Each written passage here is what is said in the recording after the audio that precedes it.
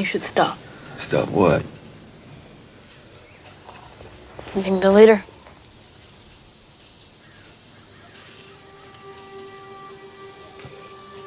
Let Herschel and Daryl handle things. You deserve a rest.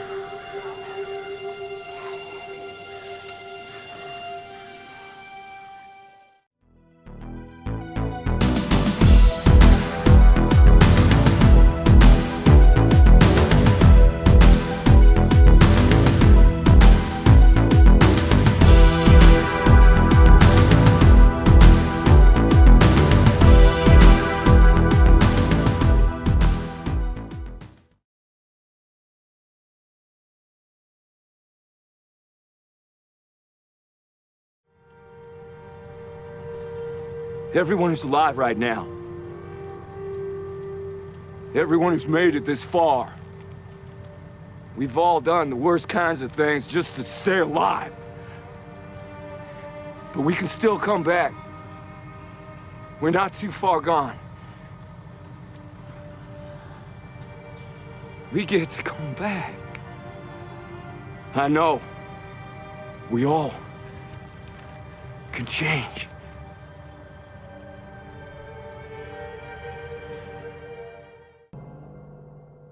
Liar.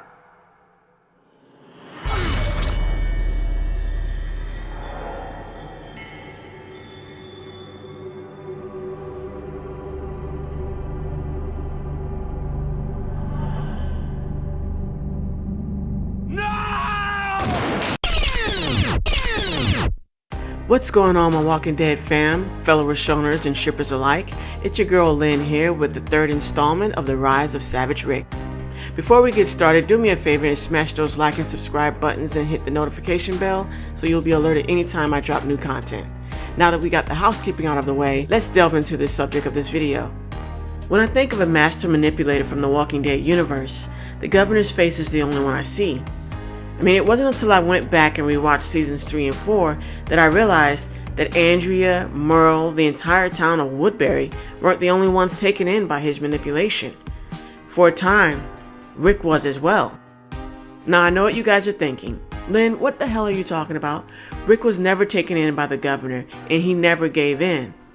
And before you guys decide to tar and feather me, let me take you back to the episodes of Say the Word, Hounded, When the Dead Come Knocking, Made to Suffer, and The Suicide King.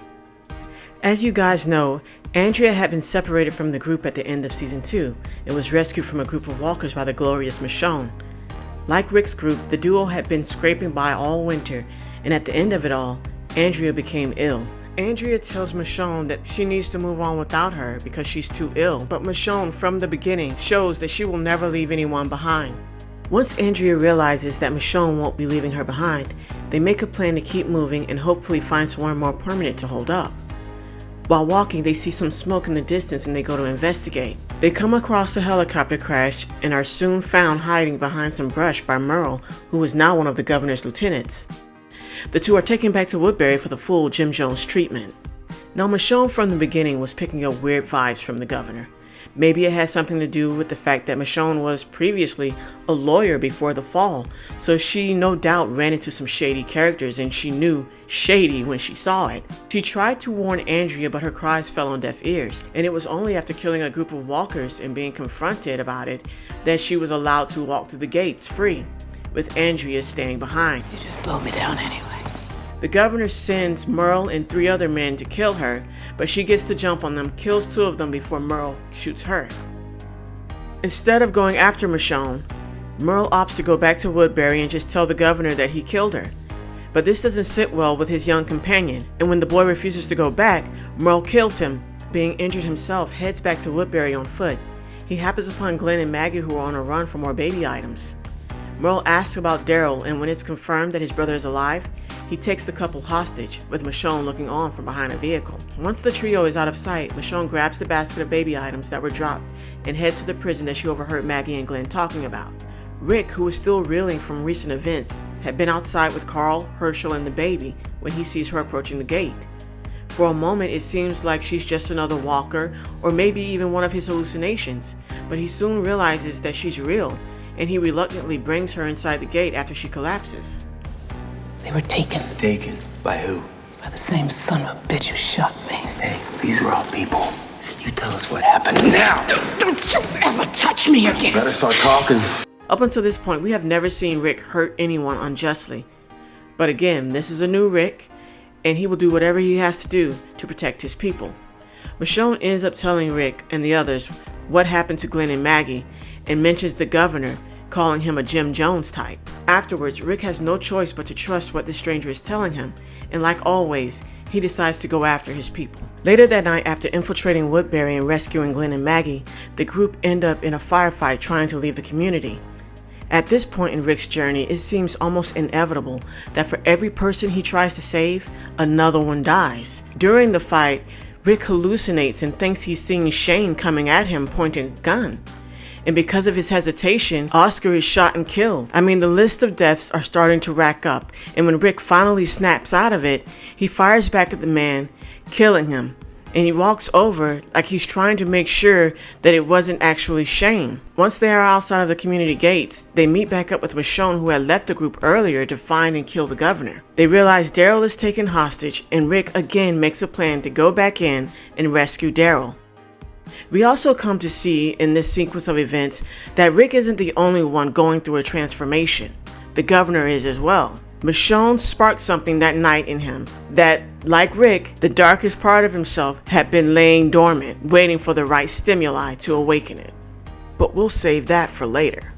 Once back inside the gates of Woodbury, Rick and Maggie see that Daryl and his brother have been pitted against each other in a death match, with the entire town of Woodbury cheering them on. They busted up with a couple of smoke bombs and some firepower, and they escape with Daryl and Merle in tow. When the group make it back to where Glenn and Michonne are waiting for them, Rick is thrust into another conflict, this time between his own people.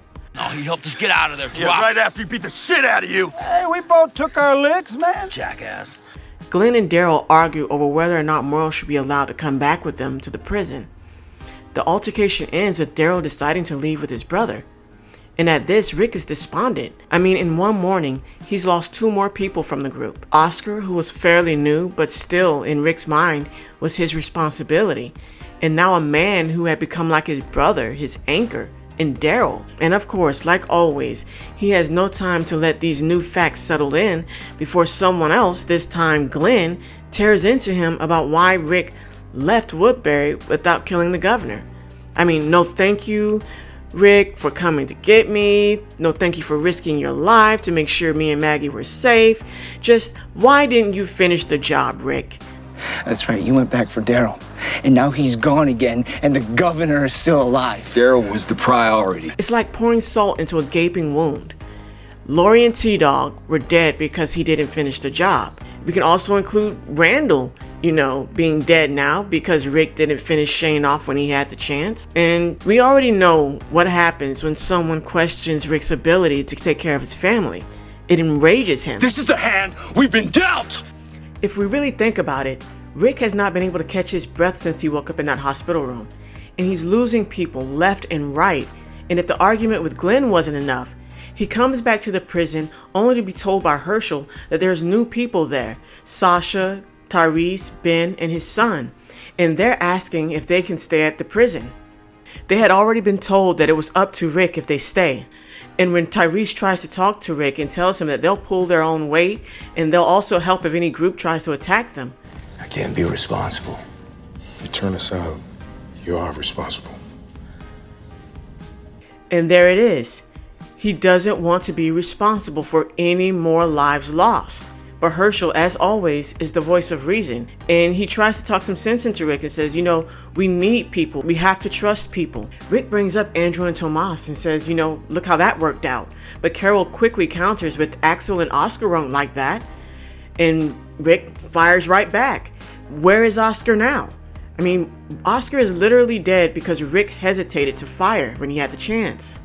And just when it looks like Rick is about to yield and let Tyrese and the others stay, he looks up into the scaffolding to see Lori's ghost once again haunting him. I can't help you! Get out! Whoa. Get out! Come on, it's all good. Although everyone in the room thinks this man has gone cuckoo for Cocoa Puffs, mainly because he's grieving over Lori, I don't think that's it at all. I think the ghost of Lori represents something that's starting to manifest in Rick. Doubt. It's not what I want either, but if we have to go, I'll do whatever it takes to make sure you and Carl are okay. We will get by. We will. I made the call. I'm ready to do this. I gotta keep these people safe. That is what I'm gonna do. Doubt is not something that we've seen from Rick. He's always been very affirmative in the thought process of, I know what I need to do. And now he's starting to doubt himself, and he's fighting that doubt. And it's like everything that he is starting to break down. We all know that Rick grew up on a farm, but he chose to go into law enforcement to protect and to serve. He literally did that for a living before the fall, and he's doing it now. Rick's outburst causes Tyrese and his group to leave the prison, and they eventually end up in Woodbury after meeting Andrea and Milton in the woods. In episode 10, Home, we see Rick again is still in this delusional frame of mind, and it doesn't go unnoticed by Michonne. And we have Glenn at the prison trying to run things now that Rick and Daryl are out of the equation for the time being. It's almost as if Rick has forgotten that there is a looming threat to his people. Even when Herschel tries to snap him back to reality by telling him, Glenn is going apeshit right now, and he's trying to get revenge for what the governor did to Maggie, and the group needs him. And Rick tells him, if you're so worried about it, why don't you lead? Back at Woodbury, the governor has recovered from his injuries and refuses to take charge and calm his people. So Andrea gives this inspiring speech to them, and the governor tells her that she should lead. And it's not because he believes in her abilities, it's because he plans on going to the prison to fire a warning shot. Later, Herschel is making his way back to the prison when the governor and his men show up, and he's nearly killed. Thanks to Glenn, Daryl, and Merle showing up at the perfect time, Rick and the others are able to make it back inside the prison safely. Once inside, Herschel confronts Rick about how he told him that they should leave the prison because of the rising threat of the governor in Woodbury. I said we should leave. Now Axel's dead. Rick just gives this look. This is just something else that he's being not necessarily blamed for, but something that is added to his conscience. Herschel's words just don't seem to register with Rick. However, I think it's his conversation later with Carl that really brings to the forefront how Rick is being perceived by the entire group. Carl tells him that he's done enough and he shouldn't lead anymore. Just like he said he couldn't take doubt from Lori, he can't take it from Carl either. But as soon as he decides to get back in the thick of things, Glenn is at his throat over Merle and brings up Shane. Seriously, Rick, I don't think Merle living here is really gonna fly. I can't kick him out. I wouldn't ask you to live with Shane after he tried to kill you. It's obvious that no matter what Rick does, someone is always upset with him in the choices that he's making.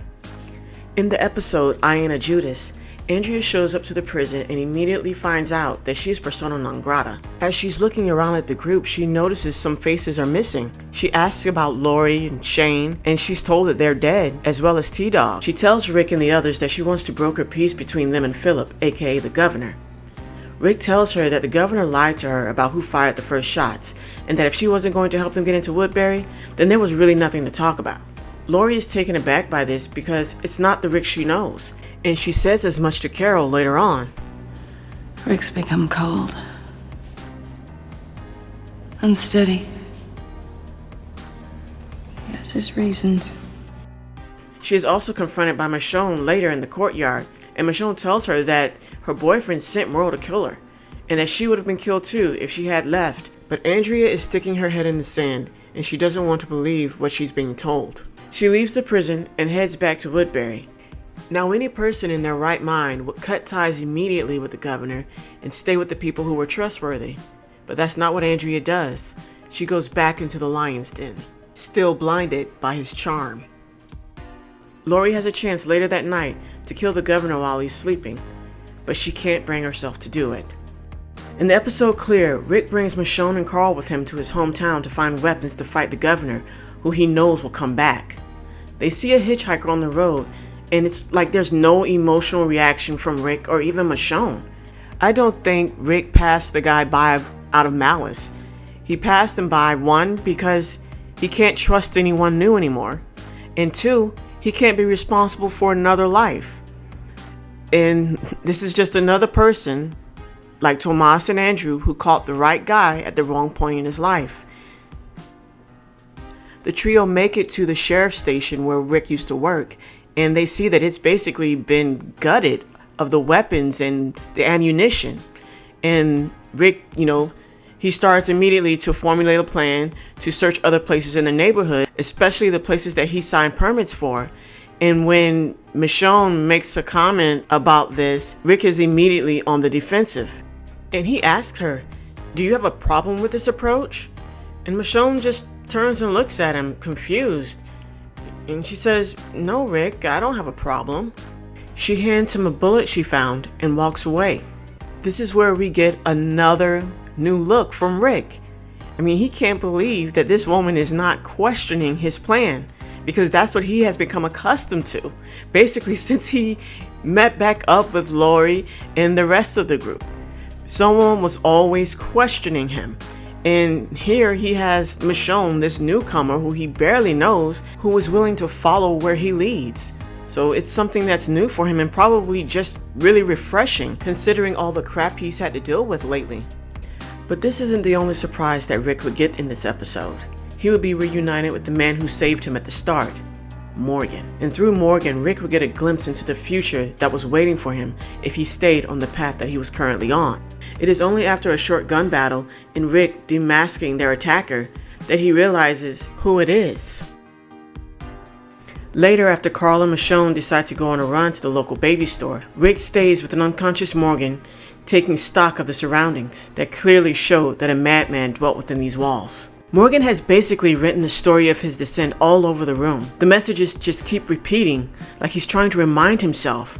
Check the wires, the ropes, everyone turns, we weren't supposed to be there, higher ground, and perhaps the most haunting of all, doorknob.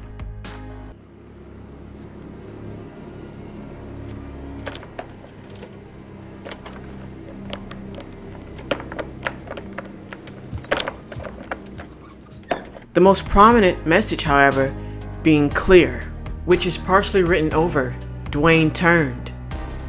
Rick takes notice and examines the rifle that he left Morgan so that he could end his wife's suffering. When he's attacked once again, Rick fends off Morgan's attacks and he asks Morgan, "Don't you recognize me?"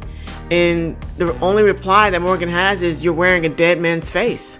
So like Rick, Morgan is seeing ghosts. He can't tell reality from delusion. Morgan stabs Rick in the shoulder, but Rick ends up getting the upper hand and he holds Morgan at gunpoint.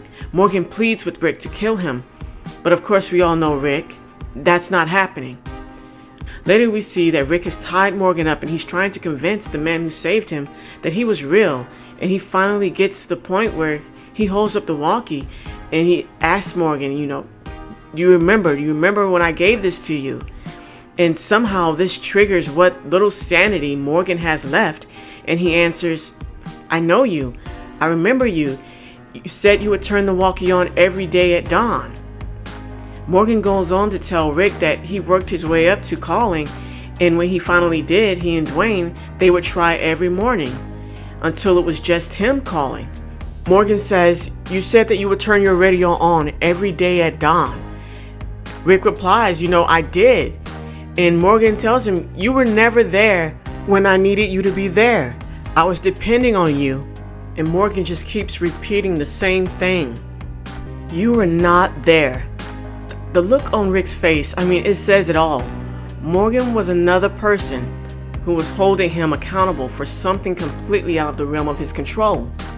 But Rick's reaction to the aged accusation is different than it had been with others. And he explains to Morgan that he tried, and he and his group just kept getting pushed further and further out of range. And at this, it's like another light bulb goes off in Morgan's head, and he tells Rick, "I know you tried. You gave me the rifle, but I was too weak to do what needed to be done." Morgan goes on to tell Rick the story of how Dwayne died, how Morgan had been down in the cellar looking for food in a house, and when he came back upstairs, his wife, who is now a walker, has somehow gotten into the house, and Dwayne's just staring at her, holding his gun up, but he can't pull the trigger either. And when he calls Dwayne, Jenny just pounces on Dwayne, and Morgan finally puts an end to her. And we also know from the writing on the wall that he allowed Dwayne to turn, because it was yet again another person he could not put down. How he ended Dwayne, he doesn't say. But all we have now is a broken man who his only mission right now is to make sure that everything that's dead dies. Rick tells him that he thinks that they were meant to meet again and that he believed Morgan should come back with him to the prison. He says, "You can come back from this. You have to." And it's almost like he is encouraging himself as much as Morgan. But Morgan refuses and basically tells Rick, "You're taking all of these guns because there's others who want what you have. You're all gonna die, and I don't want to watch." Rick resigns from his mission to save Morgan from the lonely and troubled life that he'd been living and heads out with the guns that he came for. The last significant moment in this episode comes after Carl tells his dad that he thinks Michonne is part of the group. Michonne comes over to put some things in the trunk, and she notices that Rick is once again staring into space. And she asks him, "You see something? I know you see things." And she tells him, "You know, I used to talk to my dead boyfriend. It happens." And Rick just looks at her, and he doesn't really answer. And he ends up asking her if she wants to drive because, you know, he sees things, just making a joke out of it. Michonne knew from experience exactly what Rick was going through, having lost her only child. She was letting him know that what he was experiencing, it was okay. He was okay. I believe that this was the moment that she began to take the reins from Herschel, so to speak. She was now becoming his sounding board, his voice of reason. And on that note, this is a great segue back to the governor. Now we find out pretty early on that the governor is going through his own form of denial. He has been keeping his daughter, who is now a walker, chained up in a secret room in hopes that his right-hand man, Milton, can find a cure to bring her back to her former self. One could almost feel bad for him if not for the heartless acts that he and his men have committed. I mean, rescuing a soldier from the helicopter crash only to get intel to go and kill his squad and take their resources, sending Merle to kill Michonne, implying that he would assault Maggie, threatening to kill Glenn, which forces Maggie to tell the governor about the prison, pitting two brothers against each other for sport. I mean, the list goes on and on. We've also seen different instances that showed us that the governor was a skilled manipulator. Did you finish your homework? Unfortunately, the dog's eating it already. What the hell you call me? Hey, where are we? Back in the schoolyard. Well, you wanna take his lunch money while you're at it? Sorry, Governor. Maybe I've wasted my time with you. Maybe I haven't learned anything at all. Philip. I thought you never told anybody your name. Someone recently told me never to say never, so. But the job he does on Rick during an arranged sit-down, well, that just took the cake.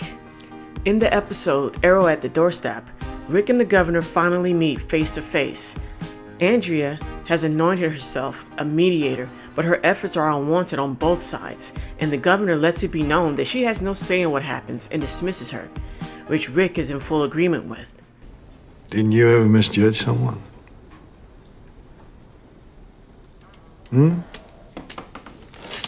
Andrea told me about your baby.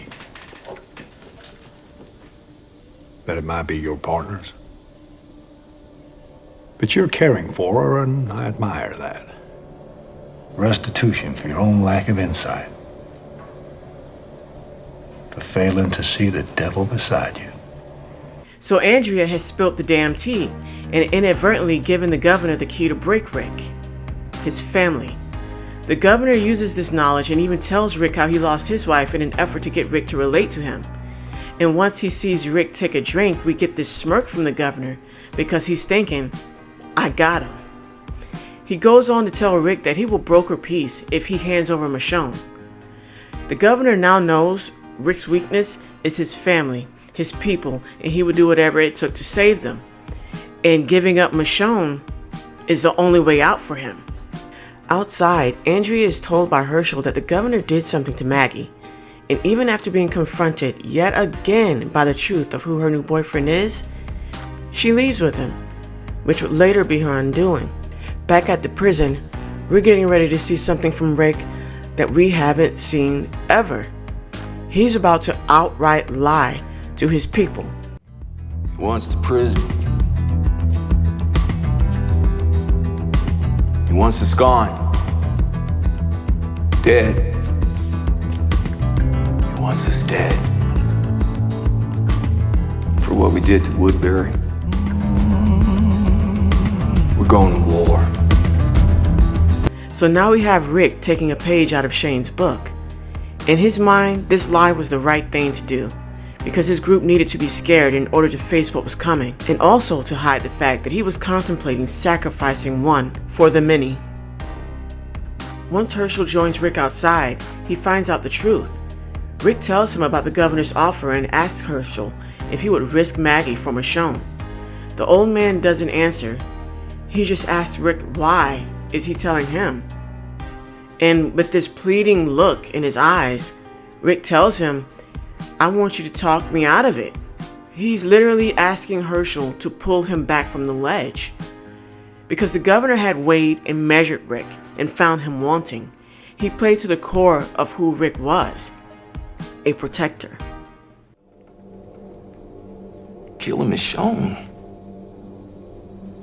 Sort of beneath you, don't you think? You could save your son. Save your daughter. Everyone you know. It's your choice. You can have everything you want. I told you I don't care about you.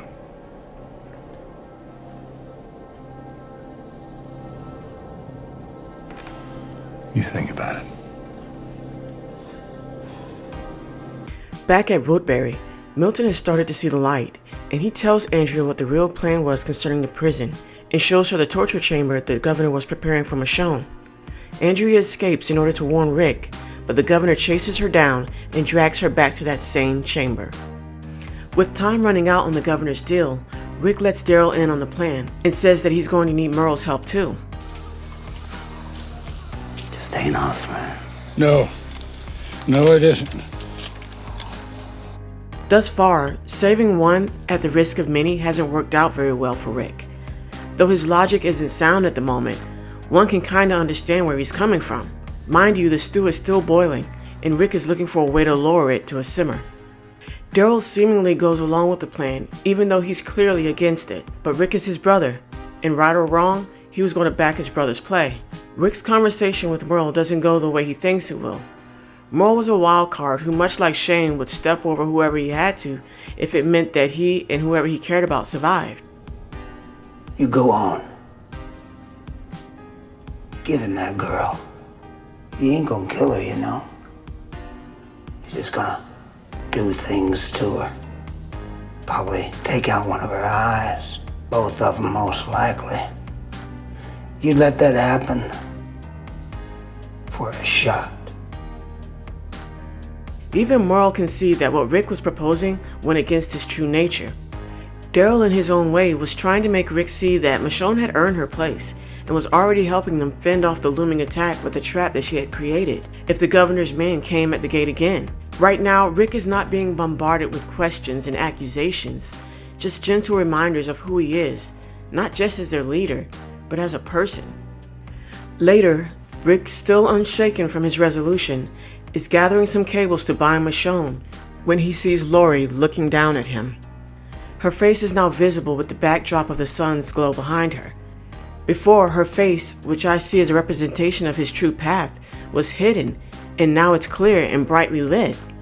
This wasn't who he was, or who he wanted to be. We also get a voiceover of Herschel reciting the 24th Psalm. This is a verse that speaks of victory over one's enemies and not to be afraid.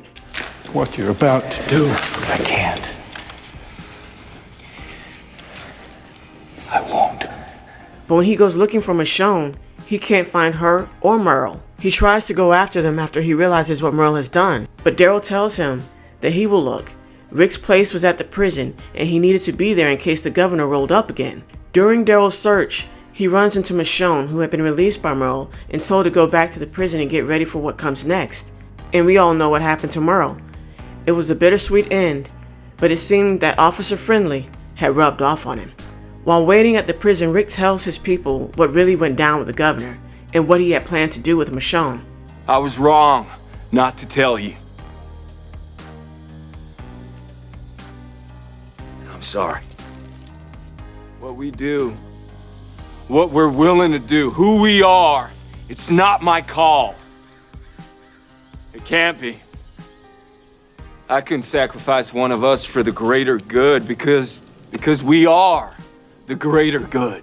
We're the reason we're still here, not me. We choose to go. We choose to stay. He now realizes that he may wear the crown, but it takes more than a king to run a kingdom. In the last episode of the 3rd season, Welcome to the Tombs, we see that the governor is still committed to the path of self-destruction. He's left Milton to die in the same chamber where he has handcuffed Andrea in the chair meant for her friend. He's also still lying to the residents of Woodbury, hyping them up, telling them that the people at the prison are coming for them, so they have to hit first. Tyrese and Sasha say they'll stay behind because they had no beef in this game. The governor relents and allows them to stay, and it's like the governor doesn't realize that most of these people that he's been ruling over have been behind the walls probably since the beginning, so they've had no reason to really learn how to fight. As Rick is leaving C Block, he sees Michonne waiting for him at the bottom of the steps. The deal the governor offered about me, you had to think about it. You had to. I get it. Yeah. I'm sorry. I came real close. But you didn't. This is the second time that she has reaffirmed Rick's actions in a dire situation. She understands him in a way that no one else seems to. He had to look at every possible option, no matter what. I mean, not just for himself, but for the good of everyone. Shortly after, the governor and his people arrive in a haze of weapon fire. They make their way into the prison without resistance, only to find no one in the cell blocks. But it's in the catacombs that they're given the fight that they came for. Flash bombs begin to hit the ground, sending the barbarians scattering like roaches. They end up with no choice but to run for their lives. One of the residents, a teenage boy, escapes the melee and is confronted in the woods by Herschel, Beth, and Carl. The kid begins to drop his weapon at the behest of Herschel. For a moment though, it seems like it's just this kid and Carl, and we can see the wheels turning in Carl's head right before he fires and kills the boy, to Herschel's horror. Herschel later recounts the events to Rick, who doesn't want to believe what he's hearing. Before he, Michonne, and Daryl leave to go after the governor, Rick questions Carl. I couldn't take the chance. I didn't kill the walker that killed Dale. Look what happened. So that is not the same thing. You didn't kill Andrew. And he came back and killed Mom. You were in a room with the governor. And you let him go. And then he killed Merle. I did what I had to do. Now go. So he doesn't kill any more of us. There's nothing Rick can say to this. It wasn't an accusation, it was the truth. A truth that he would have to learn to live with. Meanwhile, the governor has caught up with his people who were trying to escape back to Woodbury, and he tells them that they're all going back, and when they refuse, he mows them all down, only leaving his 2 lieutenants. The 3 get back into their pickup and leave the street massacre along with the town of Woodbury behind. Rick, Daryl, and Michonne come upon the deadly scene and find one survivor, Karen, who they take back to Woodbury. Karen tells Sasha and Tyrese what the governor did, and we also find out that she's told Rick that Andrea went over the wall, but we all know Andrea never made it. They find Andrea close to death after being bitten by Walker Milton, and she tells Rick that she tried. She just didn't want anyone to die. It's good you found them. Daryl and Rick say their goodbyes to Andrea, and Michonne stays with her as she goes out. As the dust settles on the events of the previous night, we see a new day, and the long-lost sheriff of King County with it. He'd been able to keep his demons at bay and shook off the savage that had been growing stronger with each day that passed.